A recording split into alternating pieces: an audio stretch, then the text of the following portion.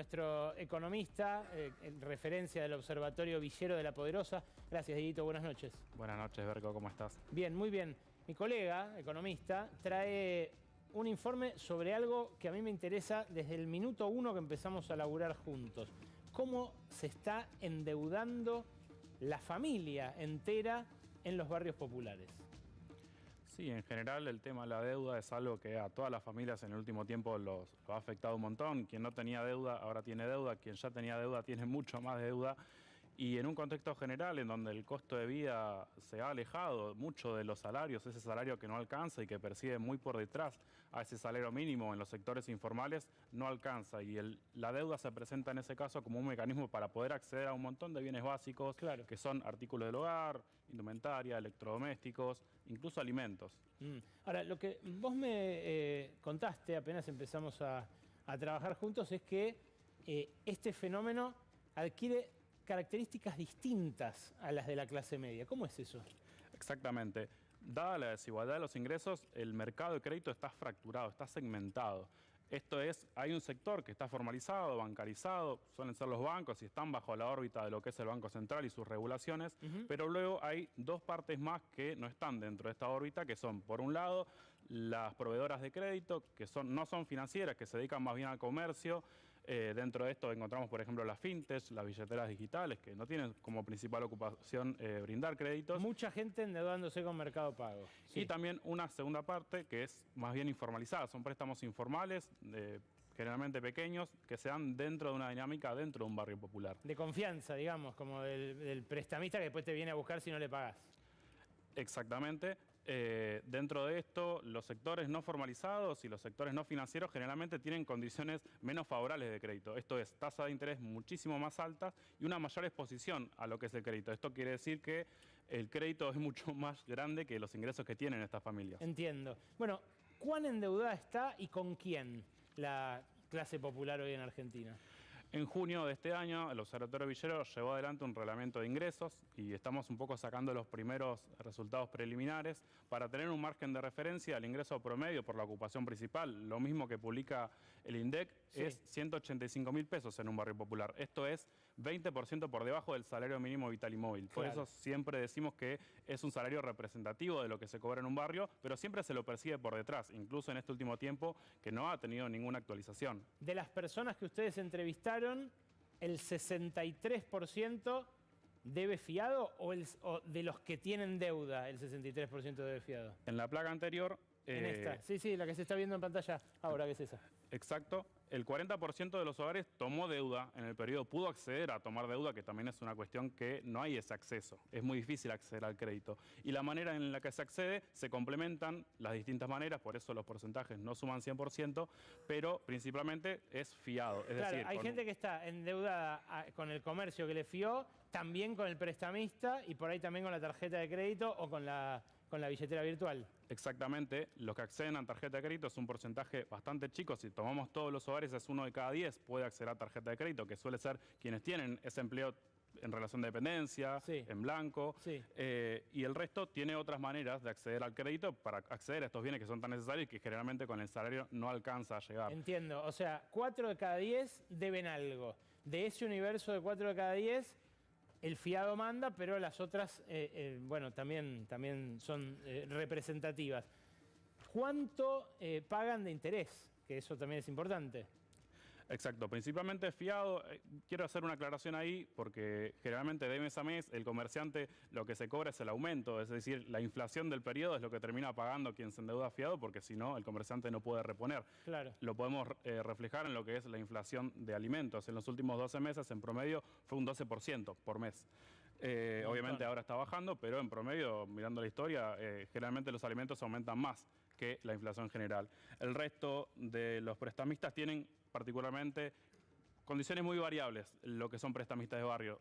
Para eso trajimos dos testimonios, un poco para ilustrar cómo se da eso, pero las condiciones pueden ser de pagar de un 100% de mes a mes, es decir, pido 100.000 pesos y al mes siguiente tengo que devolver 200.000 pesos. Las visitas son semanales, quincenales y también hay una modalidad que es la retención de tarjetas de programas sociales, como puede ser la tarjeta alimentar, la UH, como las modalidades que se encuentran en los barrios populares. Para. ¿Cómo es eso? De forma de garantía, estos prestamistas toman esas tarjetas para poder dar el préstamo. Las tarjetas que se supone que son de acceso universal para los alimentos, para los hijos, eso también existe y sucede. ¿Y es relativamente masivo? ¿Ocurre bastante?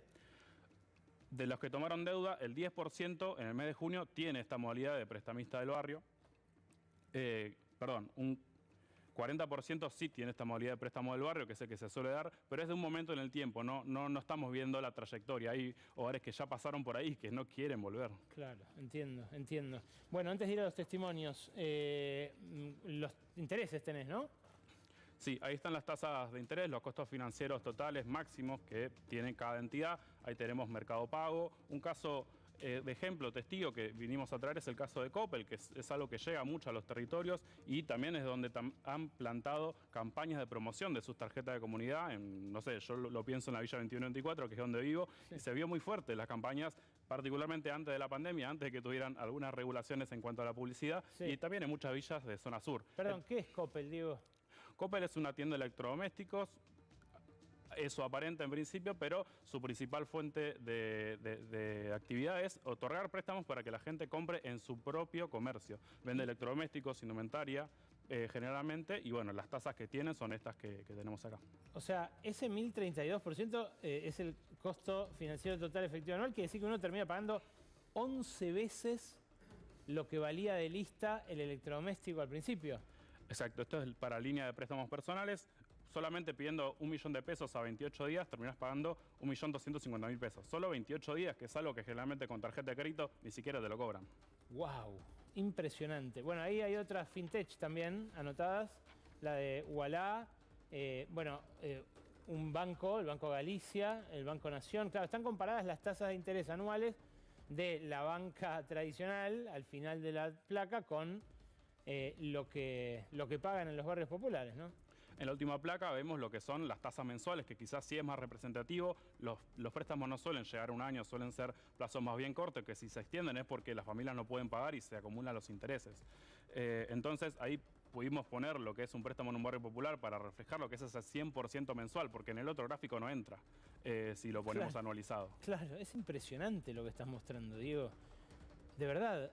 Y además la comparación que haces con la tarjeta de crédito es correcta, porque el que usa una tarjeta de crédito, en contexto de mucha inflación, tiene 30 días de crédito, después si no pagás la tarjeta te faja, te mata. Pero esos 30 días los tenés. Vos acá estás pagando el 100.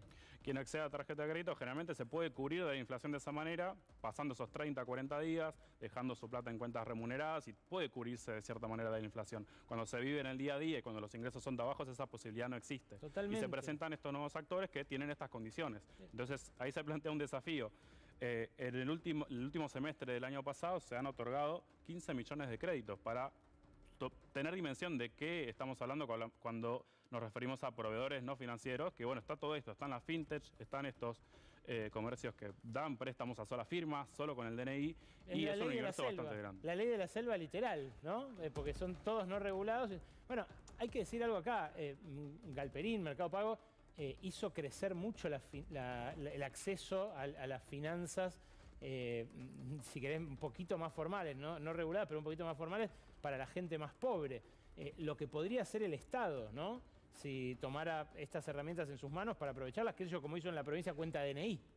Sí, en este caso hay un desafío para lo que es el diseño de política, así lo plantea la CEPAL en un informe que publicó en 2022 de cómo incluir a los sectores populares que necesitan ese financiamiento para acceder a esos bienes tan básicos, pero a la vez no exponerlos a esas condiciones de mercado que realmente asfixian a las familias. Claro. Qué capo, Diego. Está buenísimo lo que trajiste. ¿Hay un testimonio además? ¿Lo vemos? Lo vemos. Vemos el informe de La Poderosa, dale.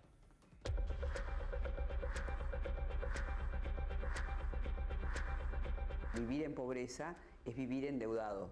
O sea, la pobreza estructural de un país es la misma que tiene en la villa, el barrio popular, que tenemos las personas que vivimos en estos lugares. En este último tiempo no estoy llegando a fin de mes y no me alcanza la plata. Yo conozco a una persona que es prestamista y hablé con ella, me comuniqué con ella y le pedí prestado plata. Utilicé para poder recargar crédito a la tarjeta, para poder llevar a mi hijo al jardín y para que me quede para poder cocinar estos últimos días. La situación cada vez está más difícil, yo tengo 4 hijos, en lo que es pagar la deuda o darles de comer. ¿Cómo se dan los préstamos? Aquellas personas, por lo general mujeres, acceden a créditos barriales a través de la tarjeta AUH, a través de la tarjeta que le entregan al prestamista, y ese prestamista es el que le maneja el dinero a esa mujer, a esa familia. Pongo un ejemplo, ¿no? Ella, por ejemplo, me prestó 10.000 y yo le tengo que devolver 20.000. Si yo no le pago en tiempo y forma, esos intereses van subiendo. Yo fui al banco a preguntar y me pidieron unos requisitos que obviamente que yo no cumplo con esos requisitos, que principalmente es tener un recibo de sueldo. Volver a pedir para volver a comprar y llegar, y después cuando se cobra es pagar todo en tarjeta. Y vos decís otra vez lo mismo y volver a endeudarte y no... Y la verdad que eso no es vida. Bueno, cuando no podés pagar el préstamo, los prestamistas te mandan o apretar, te mandan a alguien diciéndote que tenés que pagar, y si realmente es imposible el pago, por lo general, si tenés una vivienda, esas casas también están como garantía con el prestamista barrial, porque es el que se queda entonces con la vivienda, porque te manda a desalojar. Tiene un sistema de apriete como lo tiene el tranza, el que vende merca, el que vende droga en el barrio. Son muy parecidos y a veces son los mismos.